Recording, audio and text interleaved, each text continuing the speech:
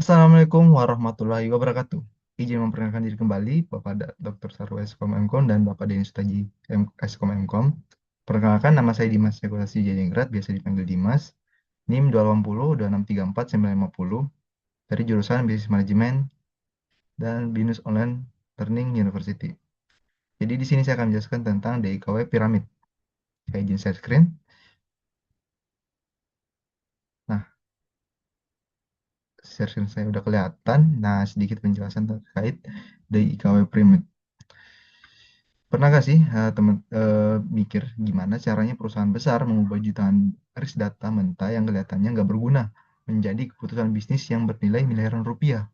Nah, rahasianya itu ada gambar piramid ini, yaitu piramid DIKW, yaitu data, information, knowledge, dan wisdom yang terintegrasi dengan arsitektur bisnis perusahaan.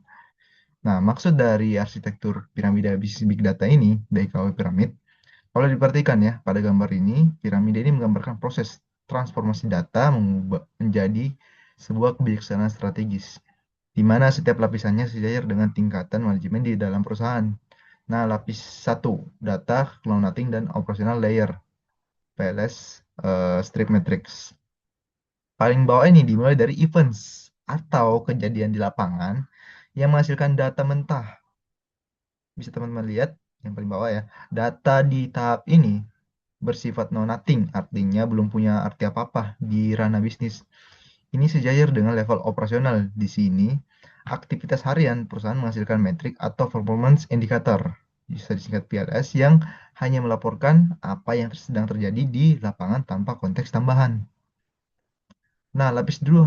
Lanjut nih, information, know what, and tactical layer, KPILS. Ketika data mentah tadi dikumpulkan, diolah dan diberi konteks, dia naik kelas menjadi information know what. Pada level taktis atau manajerial, kumpulan metrik operasional tadi diagresikan menjadi Key Performance Indicator atau bisa disingkat KPI. Tujuannya untuk menjawab pertanyaan, bagaimana performa bisnis kita saat ini?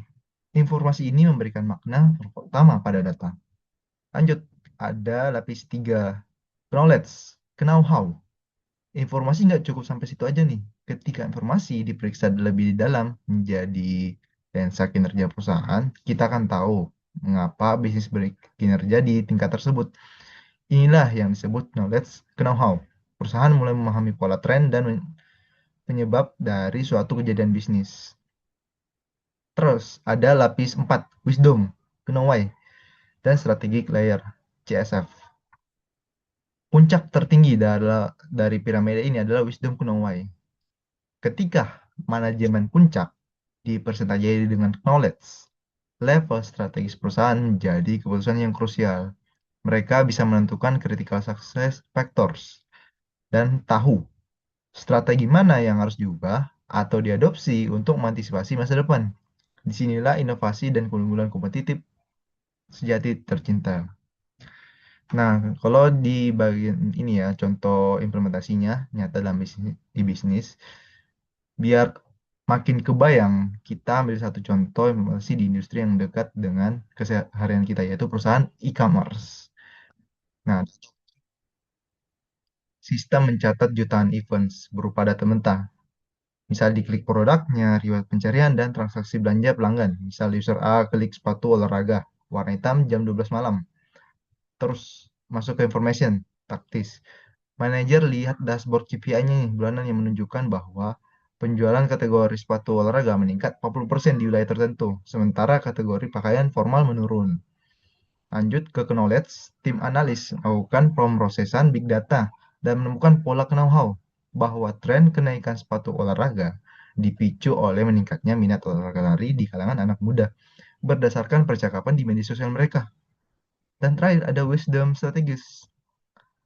CEO dan direktur level strategis menggunakan wawasan ini untuk memutuskan kebijakan jangka panjang. Mereka mengalokasikan anggaran besar untuk bekerjasama dengan influencer olahraga lokal, mengubah tampilan beranda aplikasi agar merekomendasikan produk olahraga secara personal dan mengamankan stok inventaris dari pemasok sebelum kehabisan. Hasilnya, perusahaan sukses menguasai pasar sebelum kompetitor sadar.